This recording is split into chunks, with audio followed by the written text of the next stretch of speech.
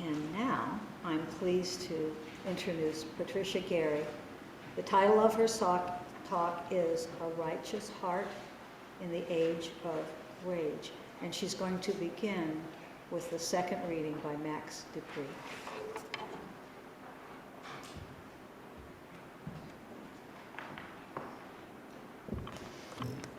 Thank you, Deborah, and good morning to all of you that have made it out with the time change and all. Kudos to you. And kudos to those of you at home in your fuzzy slippers. I envy you. The second reading is by Max Dupree.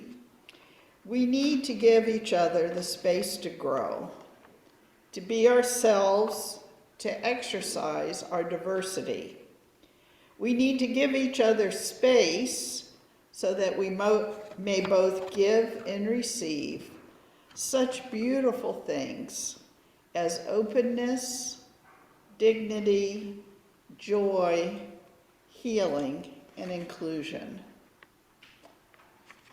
And I think this church really demonstrates and embodies those qualities of openness, dignity, joy, healing, and inclusion.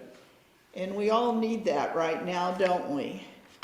Deborah mentioned quietly while we were sitting behind and then in front of the congregation that she doesn't get depressed, but she's feeling a little down right now.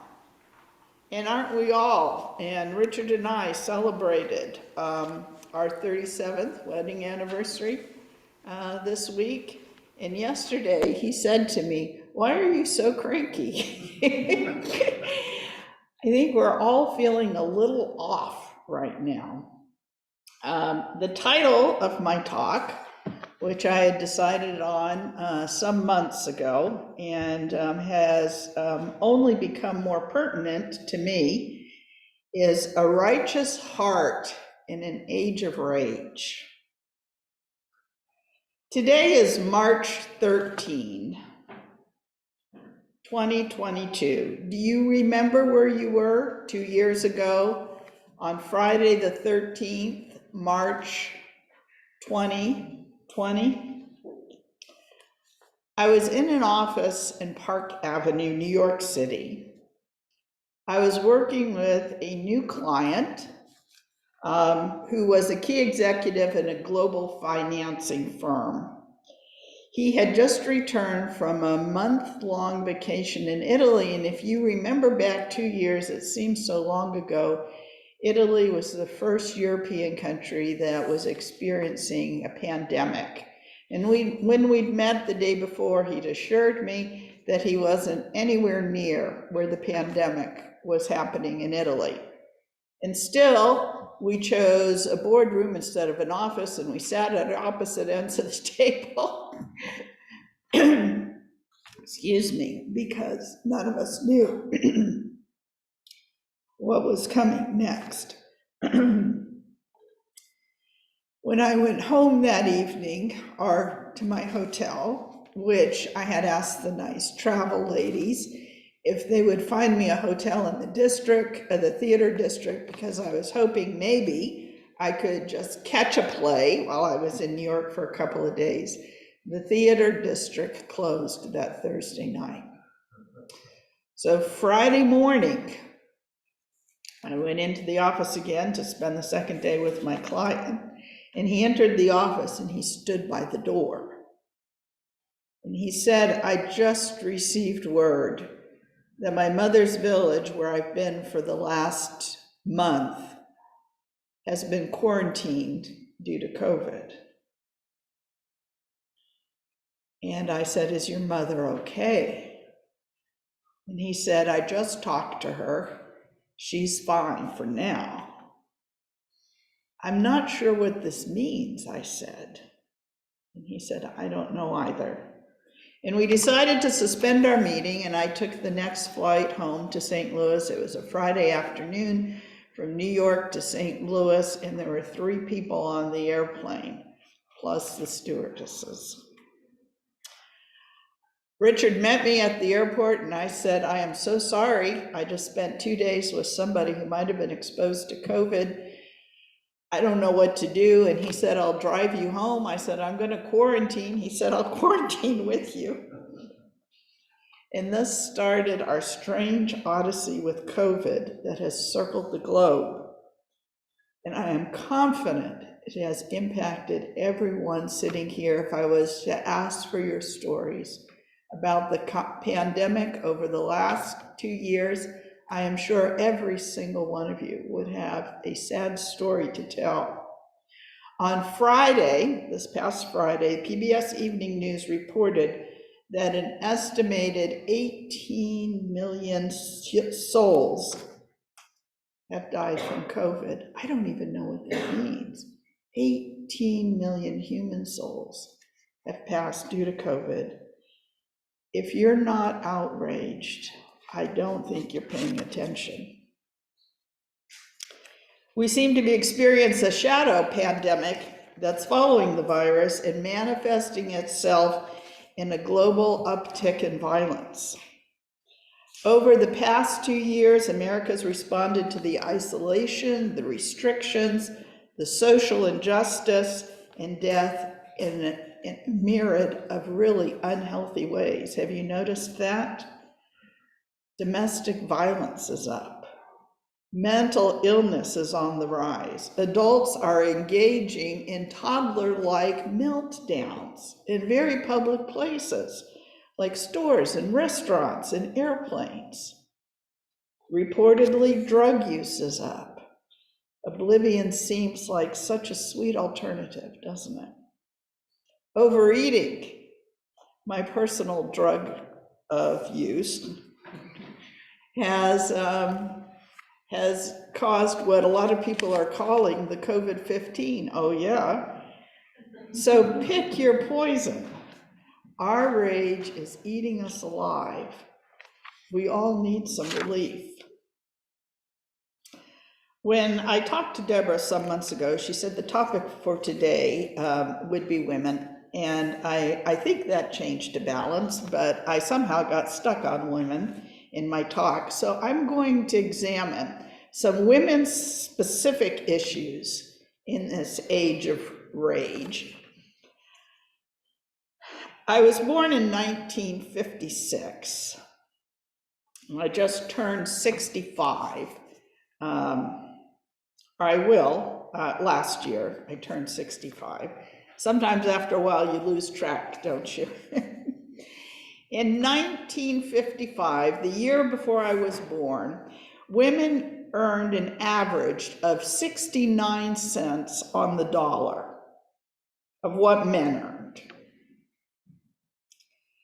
By 1982, when I entered the workforce full-time as a single mother with 2 children, that 69 cents on the dollar that every man earned had slipped 2 cents. Women were then, in 1982, on average earning 67 cents for every dollar that a man earned.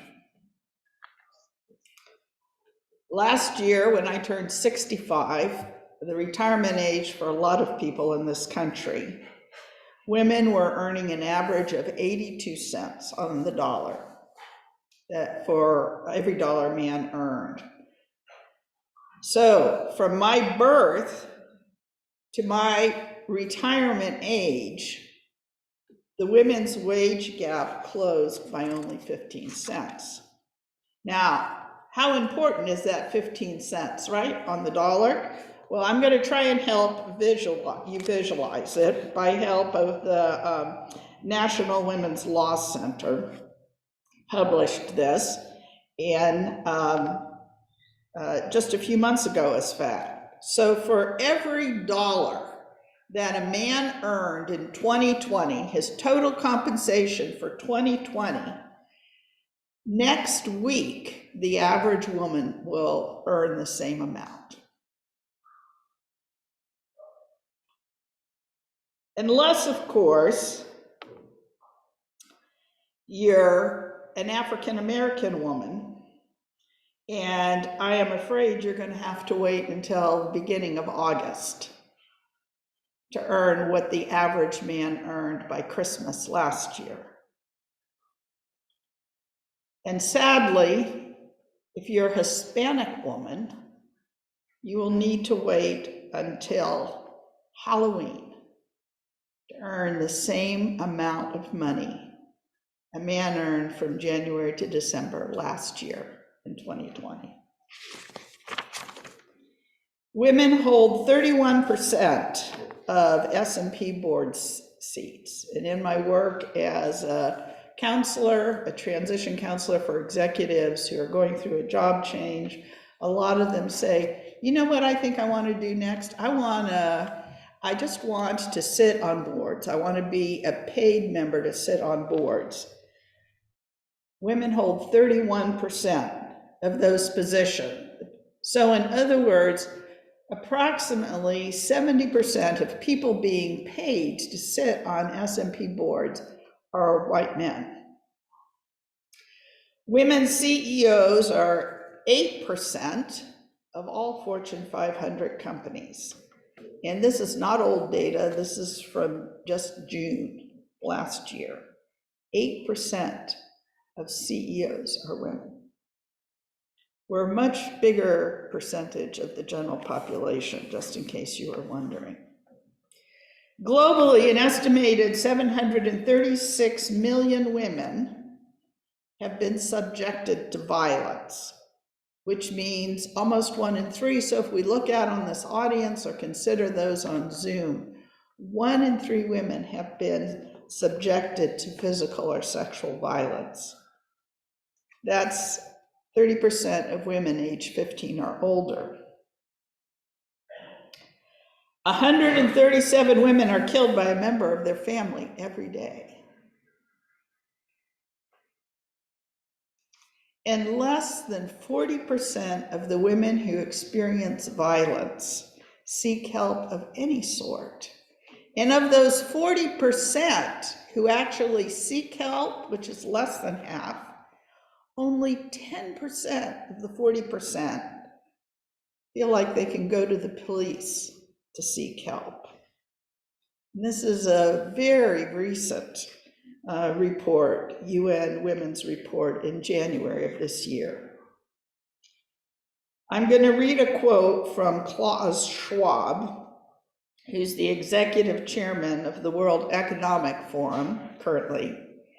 And he wrote, "Corporate social responsibility is measured in terms of businesses improving conditions for their employees, their shareholders, their communities and environment, but moral responsibility goes much deeper, reflecting the need for corporations to address fundamental ethical issues such as inclusion, dignity, and equality. And when there are only 8% of women as CEOs of the largest companies in the world, women are not experiencing inclusion, dignity, and equality in the workplace. When 137 women are killed by a family member each day, women are not experiencing inclusion, dignity, and equality in their homes. Now, I chose to select women's issues in our age of rage because Women's Day was just last week, I believe.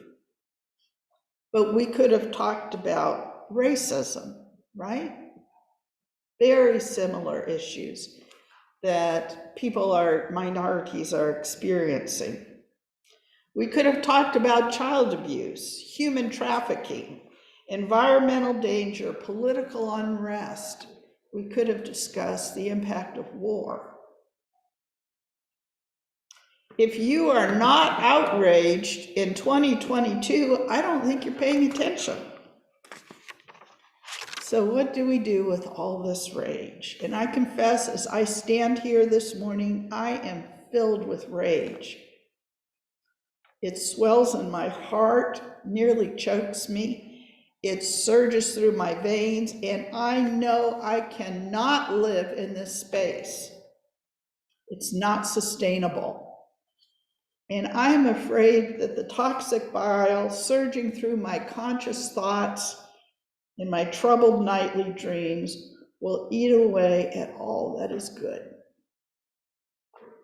So what's the alternative? How do we manage this barrage of injustice and violence our psyche is subject to on a daily basis? And I see so many of you, hear so many of you saying, I just can't watch TV anymore. And I understand, I get it. Is it possible to use our rage for good? I thought about that. And for me, the answer is no, I cannot use my rage for good. It may be if I was a soldier fighting in Ukraine, my rage would be helpful. But as an old woman living in Hannibal, Missouri, my rage is just not helpful for anyone.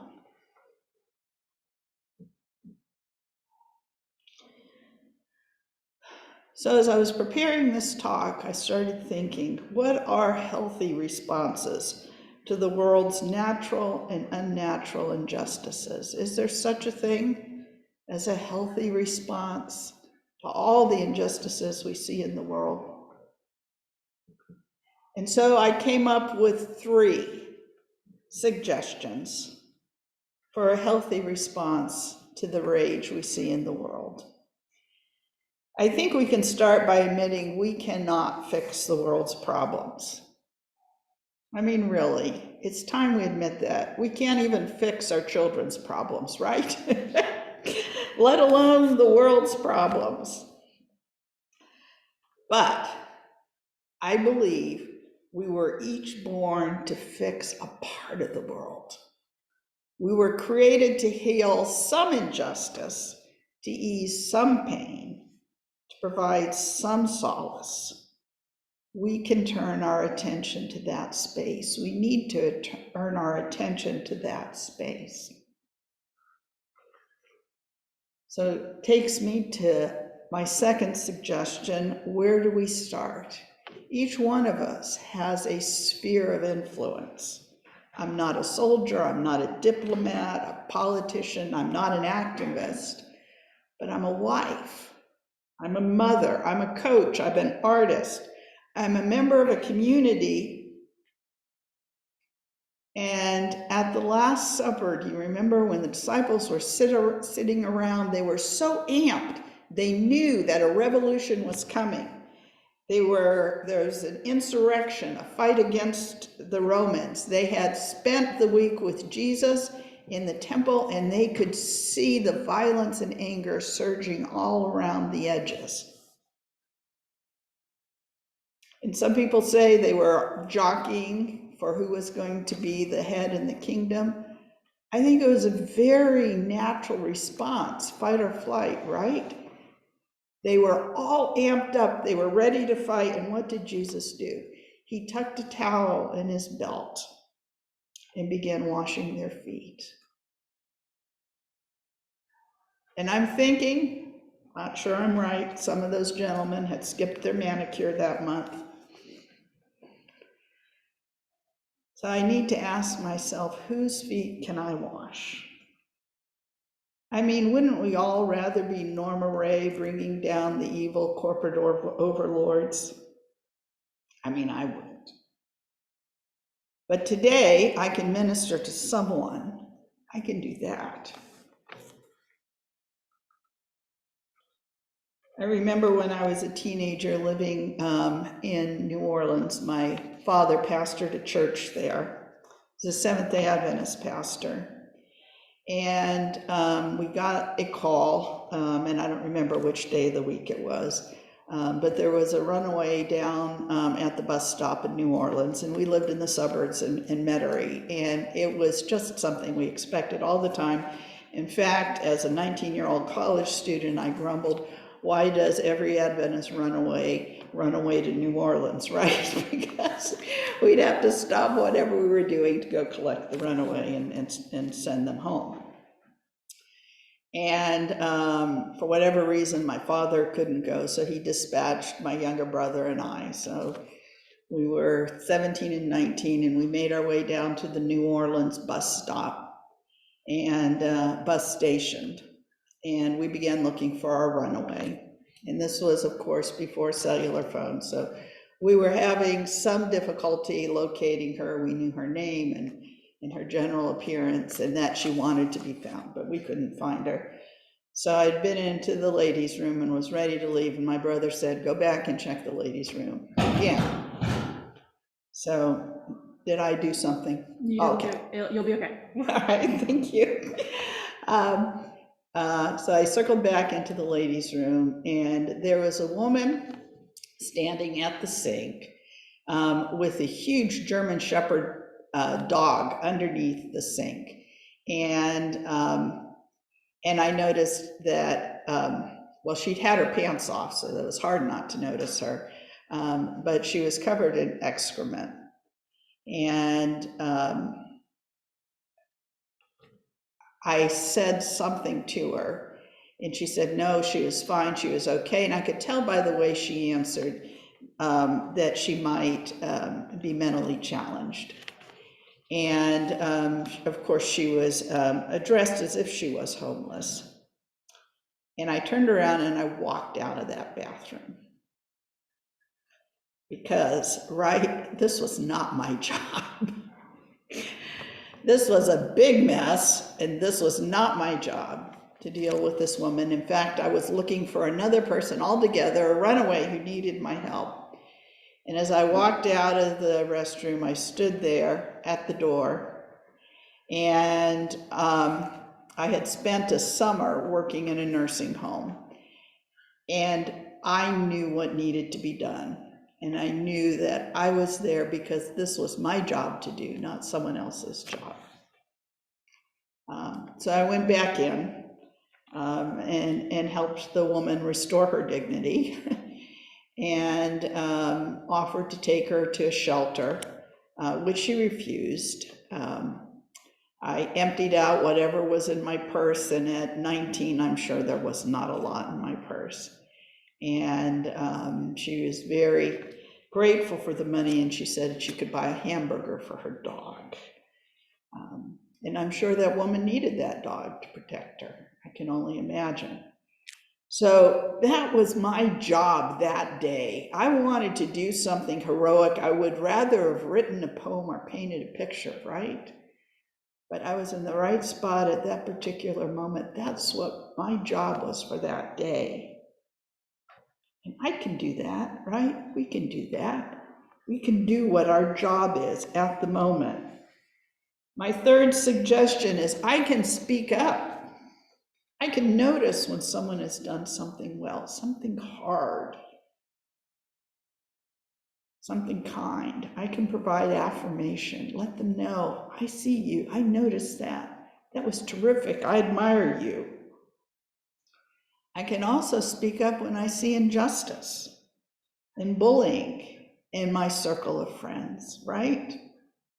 I can't speak up. I don't have the platform to speak up with the injustice of the entire world, but in my sphere, I can speak up. And it doesn't feel as good speaking up about injustice as it does affirming. It's uncomfortable. I can do it. My boss might not appreciate it. My friends might not care for my so-called woke, self-righteous, politically correct comments. But I can use my voice to make my part of the world a safe and inclusive place. I can do that. I can't solve the injustices of the world, but I can do something.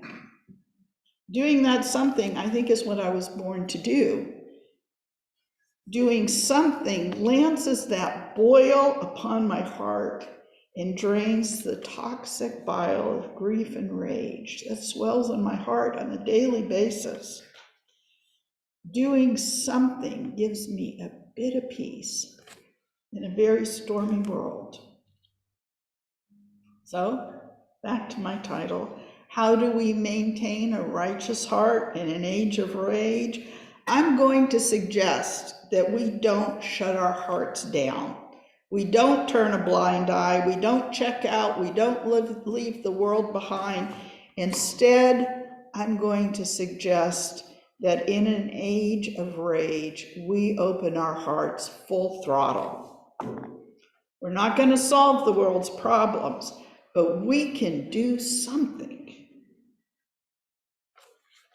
Leo Tolstoy, author of War and Peace, wrote, "I think if it's true that there are many minds as there are heads, then there are as many kinds of love as there are hearts."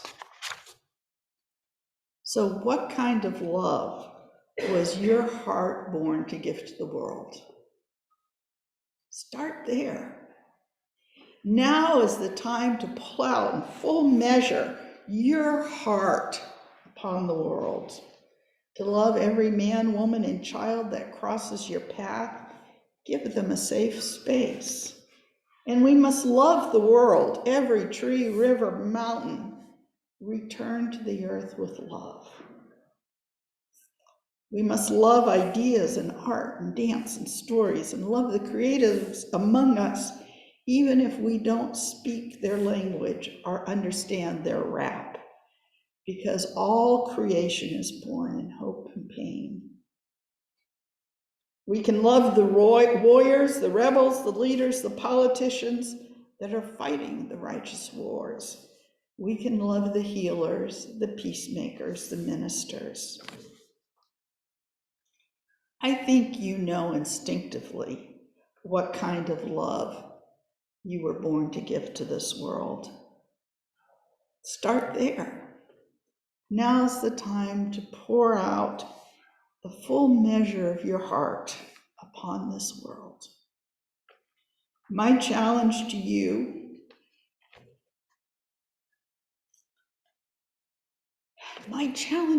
is to be the righteous heart in an age of rage.